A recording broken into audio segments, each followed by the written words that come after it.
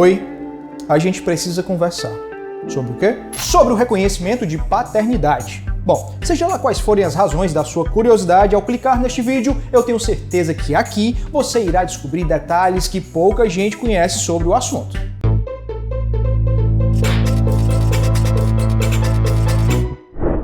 Na moral, não é de hoje. Acontece desde que o mundo é mundo. Um belo dia, um homem é surpreendido por um "Você vai ser papai". Para muitos, isso é motivo de alegria, mas para outros são verdadeiras palavras duras em voz de veludo.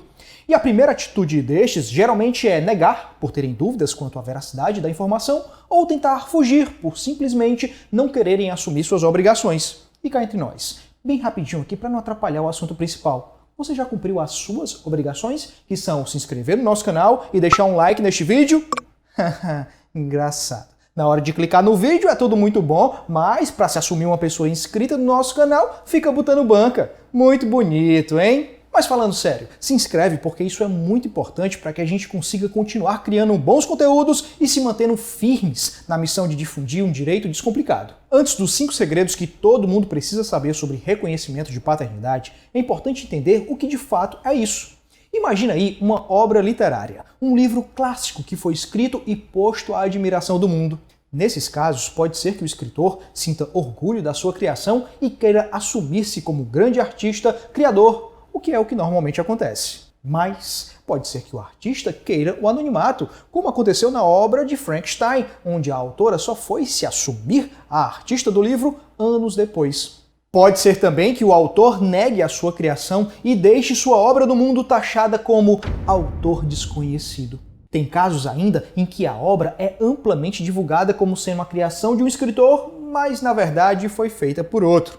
Pois é, todas essas realidades envolvendo autores e livros se encaixam perfeitamente em situações comuns onde se discute o reconhecimento de paternidade, que sem juridiquês se trata de um procedimento para formalizar o fato de que certa pessoa é filha biológica de um determinado alguém, para todos os fins de direito e garantindo todas as obrigações consequentes desta constatação. E esse atestado de autoria pode ser feito antes do nascimento da criança ou até mesmo após o seu falecimento, desde que ela tenha deixado descendentes, tipo filhos e netos. E as formas desse registro são basicamente as seguintes: pelo registro de nascimento da criança, por escritura pública ou escrito particular, arquivado em cartório, por manifestação judicial ou por testamento.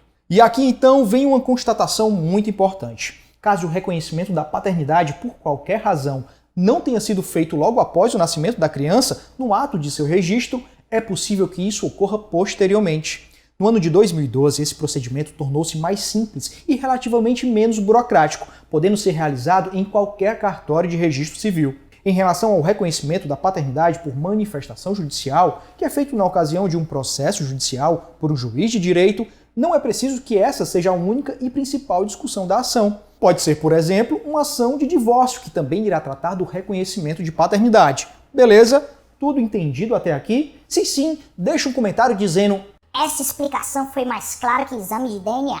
E se não, comenta também o que faltou ser esclarecido, que a gente responde. Agora, vamos lá aos segredos que você precisa saber sobre o reconhecimento de paternidade. Iremos dividir os mistérios desse enredo em 5 capítulos cheios de emoções e suspense. Capítulo 1. O segredo é revelado. Não é todo mundo que pode pedir o reconhecimento de paternidade. Ei, o primo do pai do filho da minha vizinha fez um menino, né? Mas não registrou. E eu, como um bom cidadão, quero ir lá no cartório ou na porta de um juiz dedurar quem é o pai para esse registro sair. Afinal, é uma medida de justiça. Ei, relaxa aí, fica na tua que não pode ser assim não. Existem os chamados legitimados para iniciar o procedimento de reconhecimento de paternidade. E são eles: o próprio pai, se maior de 16 anos, a mãe da criança e o filho ou a filha, se maiores de 18 anos. Todos eles deverão apresentar seus documentos pessoais, tipo RG e CPF, e a certidão de nascimento da criança a ser reconhecida, devendo ainda ser preenchido um formulário de solicitação no cartório. Porém, esse procedimento simplificado e extrajudicial depende do preenchimento de um requisito essencial: a concordância do pai. E se o pai não concordar? Bom, em casos de discordância do suposto pai, existem meios legais de continuar essa discussão e conseguir o reconhecimento. mas sobre isso iremos conversar já já. Antes, eu preciso que você entenda que o direito de uma pessoa ser reconhecida como filha é personalíssimo. Em outras palavras, enquanto viver, é do próprio filho ou filha a prerrogativa de buscar o reconhecimento de paternidade por meio de uma medida judicial. Obviamente, caso a pessoa interessada seja menor e incapaz, é possível que esse direito seja requerido por um representante, podendo a mãe exercer esse papel. Além disso, a lei esclarece que os herdeiros ficam legitimados a demandarem judicialmente pelo reconhecimento de paternidade, no caso de o filho ou a filha morrer menor ou incapaz. Em resumo, caso o filho ou a filha seja maior e capaz, é exclusivamente e só dele ou só dela o direito de pedir o reconhecimento de paternidade do suposto pai. Caso o filho ou a filha seja maior e capaz, porém, venha a falecer após ter sido iniciada a ação pedindo o reconhecimento da paternidade, seus herdeiros serão legitimados para continuar o processo em nome do interessado, desde que a ação não tenha sido extinta. E caso o filho ou a filha seja menor e incapaz, seus herdeiros poderão pedir judicialmente o reconhecimento de paternidade do suposto pai. Mas então você diz: Mas ei, é que a sobrinha da filha de uma amiga da minha vizinha engravidou e teve bebê, mas ela é menor e incapaz. Ou seja, a mãe que é menor e incapaz teve um filho menor e incapaz. Oh, céus! E agora? Quem será capaz de resolver isso? Nesse caso peculiar em que a mãe da criança é menor e incapaz, ela poderá ser representada ou assistida em ação movida em nome de seu filho, também menor, que vise ao reconhecimento de paternidade dele. Poderia ser, por exemplo, a avó representando a mãe em nome do filho, entendeu? Já no outro lado do processo, o legitimado para ocupar o polo passivo, respondendo à ação de reconhecimento de paternidade, será o suposto pai, ou seja, o pai apontado pela autoria da obra, pela parte interessada. Vale ressaltar que caso esse suposto pai apontado já seja falecido, os seus herdeiros já reconhecidos herdarão a responsabilidade de contestar a ação, pois o resultado poderá afetar os seus patrimônios. Capítulo 2. Presume-se que o marido ou companheiro é o pai. É isso. Antes de a gente tratar do enredo central desta trama, que são os detalhes envolvendo o reconhecimento de paternidade em casos de discordância do suposto pai, é preciso dizer que nessas situações existe uma presunção de quem é o pai. Oh, como é que é? Tem casos em que o cara fica sendo um pai sem nem ter uma prova bem provada que prove que ele realmente é o pai? É mais ou menos isso. Como eu disse, nos casos de casamento ou união estável, presume-se que o marido ou o companheiro dessa relação é sim o verdadeiro autor da obra, o legítimo pai da criança concebida. Oh, mas e se ele não tiver muita certeza de que é o pai? Sabe como é, né? Aí é que tá. Essa presunção é relativa, ou seja, em regra, para todos os efeitos, a criança concebida na constância do casamento ou de uma união estável é considerada filha do marido ou do companheiro da relação. E só quem pode contestar isso, se quiser, é o próprio marido ou companheiro. Mas detalhe, nos casos de crianças concebidas fora do casamento ou da união estável, obviamente não existe essa presunção.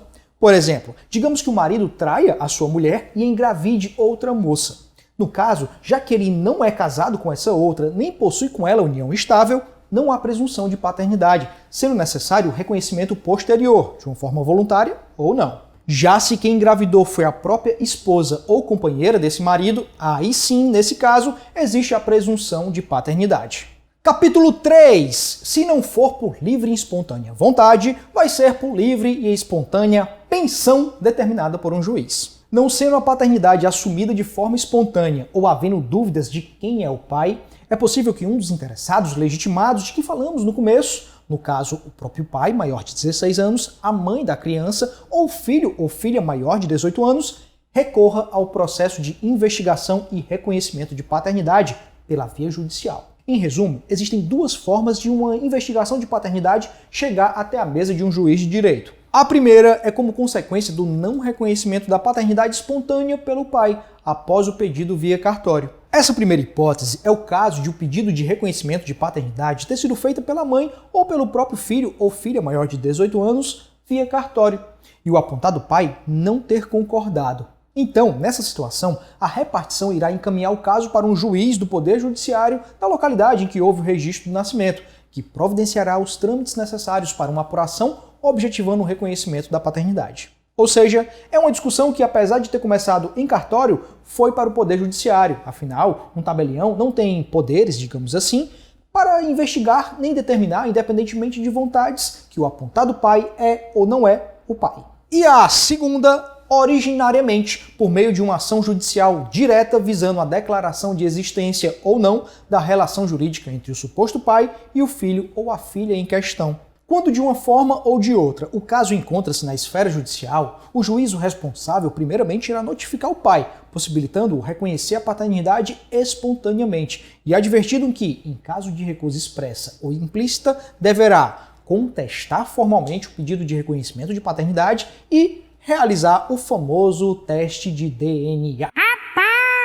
Ah, e não existe um prazo máximo para se ingressar com uma ação de reconhecimento de paternidade. Caso alguém com 50 anos descubra e queira o reconhecimento da paternidade por parte de seu pai biológico, por exemplo, será possível se submeter às mesmas regras que tratamos aqui. Capítulo 4. O apontado pai não é obrigado a conceder uma amostra de seu material genético para o teste de DNA. É isso mesmo. Nem mesmo um juiz de direito poderá obrigar o apontado pai a conceder o seu DNA para um exame laboratorial. Mas você não disse que o reconhecimento de paternidade... Caso não fosse por livre e espontânea vontade, seria feito por um juiz, por livre e espontânea pensão? Falou isso pra quê? Só pra usar o trocadilho, pensão, no lugar de pressão? Mentiste isso pra mim? Ei, calma, relaxe. Uma coisa não impede a outra. O pai apontado pode sim se recusar a fazer o teste de DNA, dificultando um pouco o procedimento, que seria facilmente resolvido com a prova pericial. Mas, segundo a lei, essa recusa resultará na presunção relativa da paternidade, e o fato será analisado com as demais provas eventualmente juntadas ao processo. Aqui é importante esclarecer que o reconhecimento da paternidade de forma judicial pode ser atestado com base em vários meios de prova legalmente permitidos, como, por exemplo, documentos, depoimentos de testemunhas, análise de semelhanças físicas, fotografias, postagens em redes sociais, conversas, trocas de mensagens, gravações e não apenas o exame de DNA. Tem gente que acha isso justo e tem gente que acha isso injusto. E você?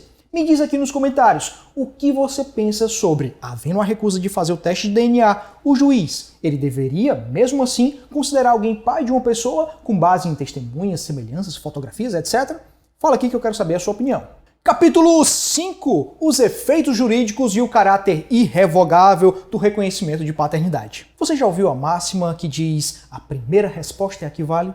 Aqui rola mais ou menos a mesma coisa. Nos termos da lei, a sentença de reconhecimento de paternidade irá produzir efeitos idênticos a um registro espontâneo, sendo oficiado o cartório para efetivar essa anotação em seus arquivos. Paralelamente, será notificado o pai, a fim de que passe a cumprir suas obrigações, as quais irão retroagir até a data do nascimento do filho ou da filha reconhecido, que poderá acrescentar o sobrenome do reconhecido pai ao seu. O detalhe é que após o reconhecimento de paternidade, o pai não poderá proibir ou obstar de qualquer forma que o seu sobrenome seja utilizado pelo filho. Além disso, o reconhecimento de paternidade feito voluntariamente é irrevogável, independentemente de motivação do ato. Mas ei, eu assumi a criança sabendo que não era o pai, só pro garoto não crescer sem pai, entendeu? Mas aí depois eu tive outros filhos e ficou meio pesado arcar com a criação de todos. Eu posso desistir do reconhecimento da paternidade, já que nem meu biologicamente o filho é de verdade?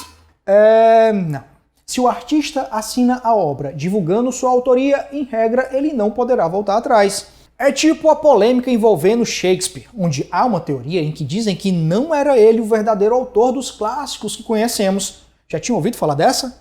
Independentemente de ser fato ou fake, se ele assumiu como suas e ninguém contestou, foi ele que teve que arcar com os bônus e ônus do sucesso ou insucesso com as obras. Ou seja, se um homem reconhece como seu um filho de outro por mera piedade ou por qualquer motivo que seja, ainda assim o fato não poderá ser desfeito, caso venha um posterior arrependimento. Todavia, existe a possibilidade de o pai ingressar com uma ação negatória de paternidade, com o objetivo de anular o registro civil.